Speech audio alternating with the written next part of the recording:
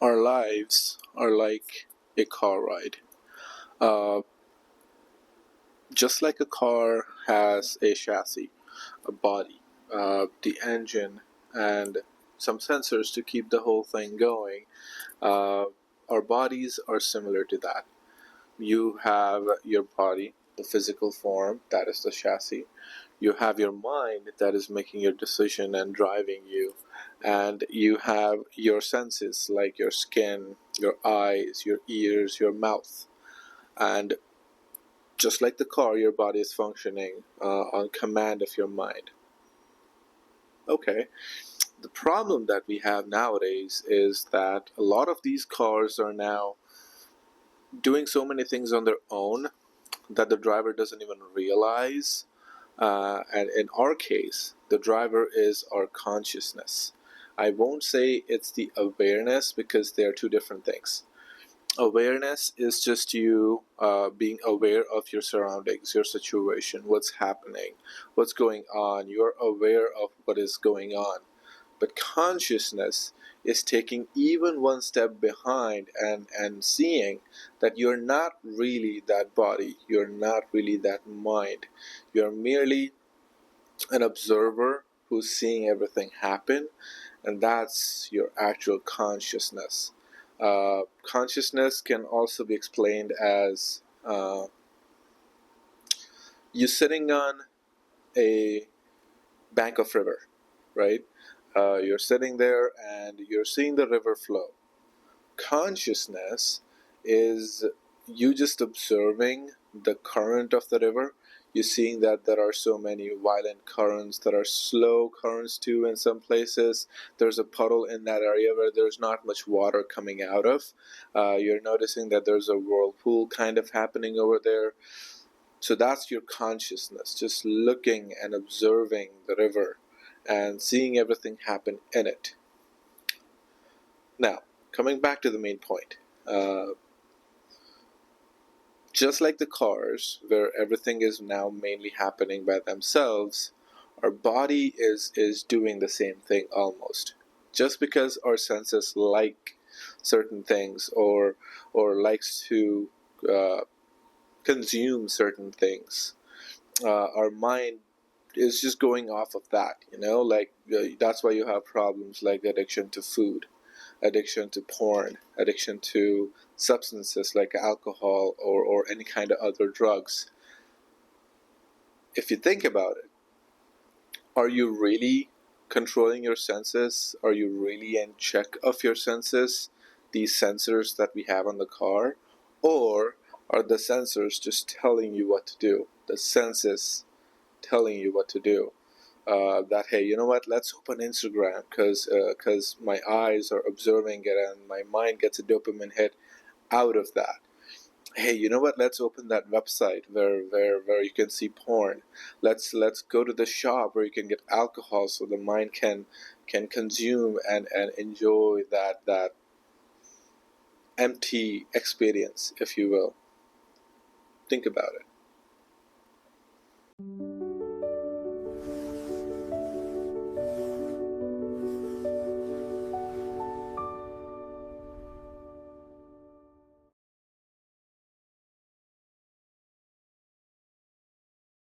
Alright, so let's take a step back and really understand this whole analogy of car.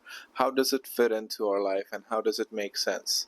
So, just like a car has the whole body to give it its shape, to give it its existence, to keep everything intact. You have your engine, the body, the engine that drives the car, which is our mind. You have all these sensors surrounding it to make sure that the body itself is safe.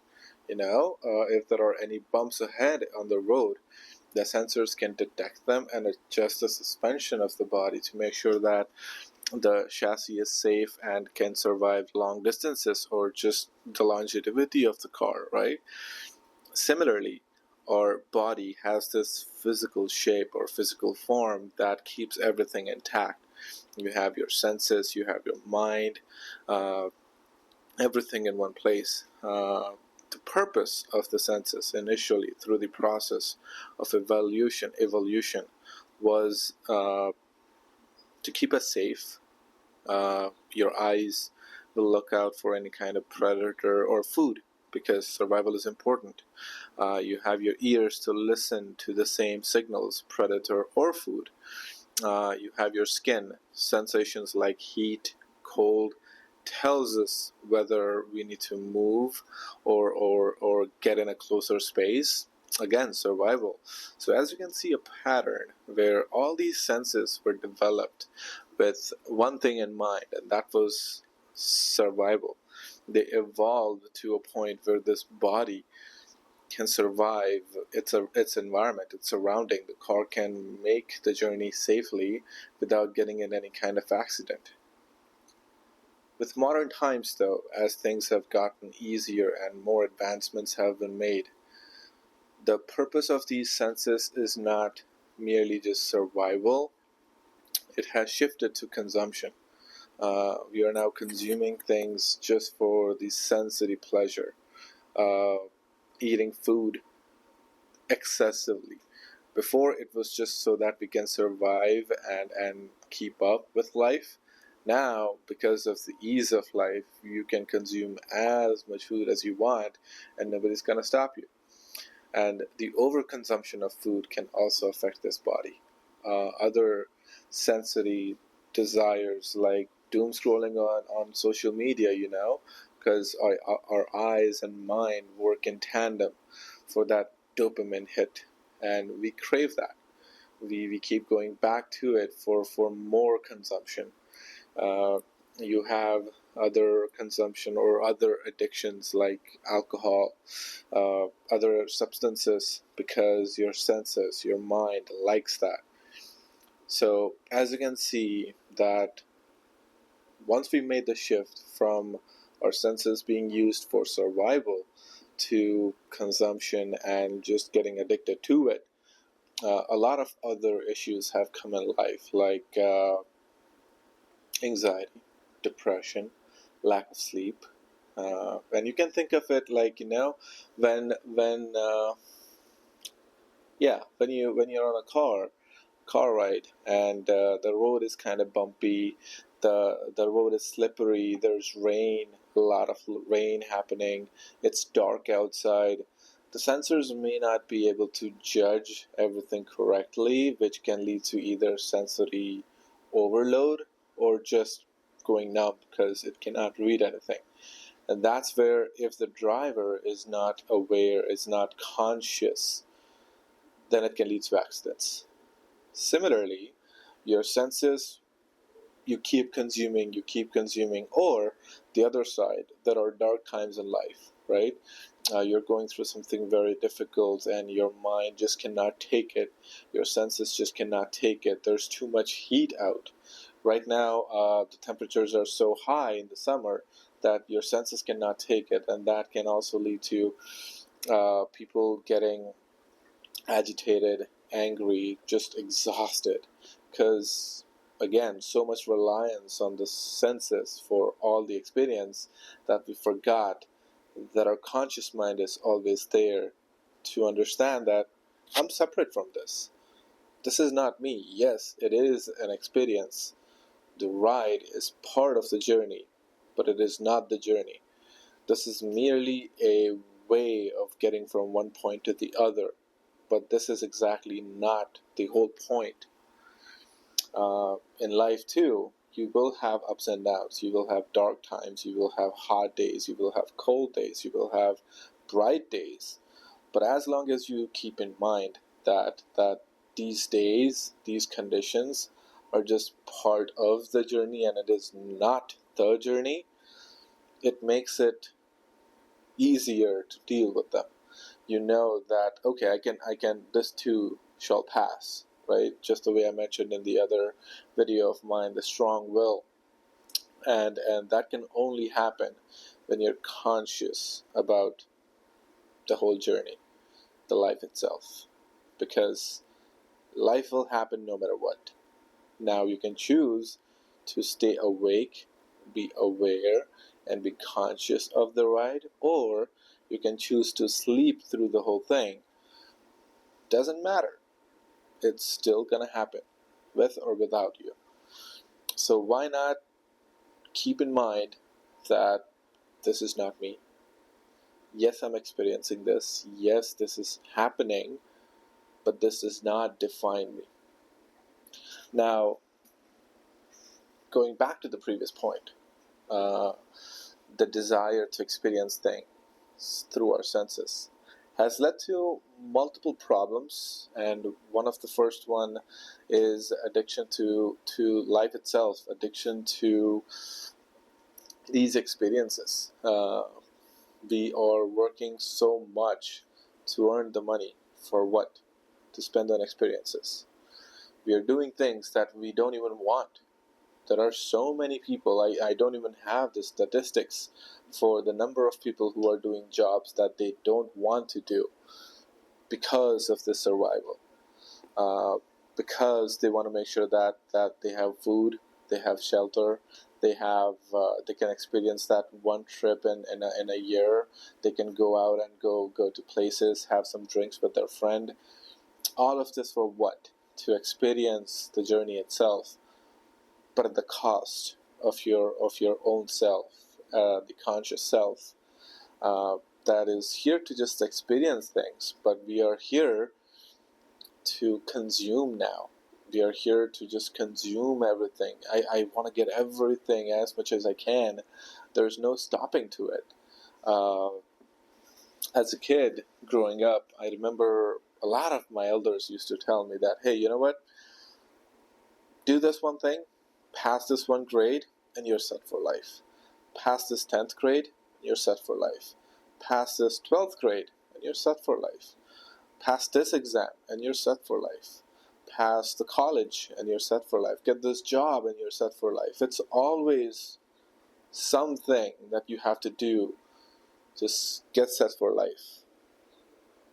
And it's always just these final dreams that we are shown through others' senses, through others' perception, that we forget to live in the present, to be conscious, to experience things, to really just see the beauty of it all, right? People will give you all these ideas and dreams, but they never give you the ingredients of how to get these dreams. But the main point in talk right now is just this addiction. Because of the addiction to that perfect life, to that perfect journey, to that perfect thing out there, just do this one thing and you'll have it. You're always in the survival mode for this to get there. We think that if I survive today, if I survive this exam, if I survive this job, I'll have that perfect tomorrow. But we forget the idea, we forget the point that I'm here to experience the present. I'm here to consciously be in the present, in the moment. Tomorrow, I don't know if it's going to come or not. But this moment is all I have. Now, I can choose to either still be in it and don't care, which is sleep through the car journey, through the ride, sleep through it. Doesn't matter what, it will still happen. But it may hurt you and damage you in more ways than you can even think of. The things that I mentioned earlier, anxiety, depression, lack of sleep, inflammation in your body, all of these things. If you choose to just, survive that. Instead, if we shift our focus to living it, doesn't matter if it's good or bad, but just be grateful that you're at least getting the chance of experiencing this reality, right? There are so many other lives out there, so many conscious minds out there. They don't even have what you have, but you have it. So as long as you shift the focus and consciously think about, okay, I'm getting to experience this. I'm really here. This is all I have. The next moment, you may not even be here. That mind of yours may just go down. So all you have is this moment. But because of our addiction to these senses, the dreams that we are shown, the idea that, hey, you know what, how might it feel to have all the good food, to experience all the desires out there, we forget to live in the moment. And that leads to other problems, like I mentioned.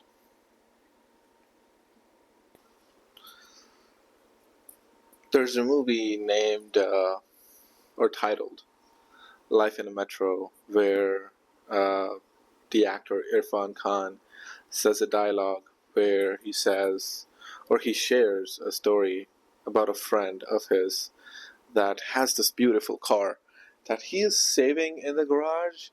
And when asked, why don't you drive it? Why don't you take it out for a spin?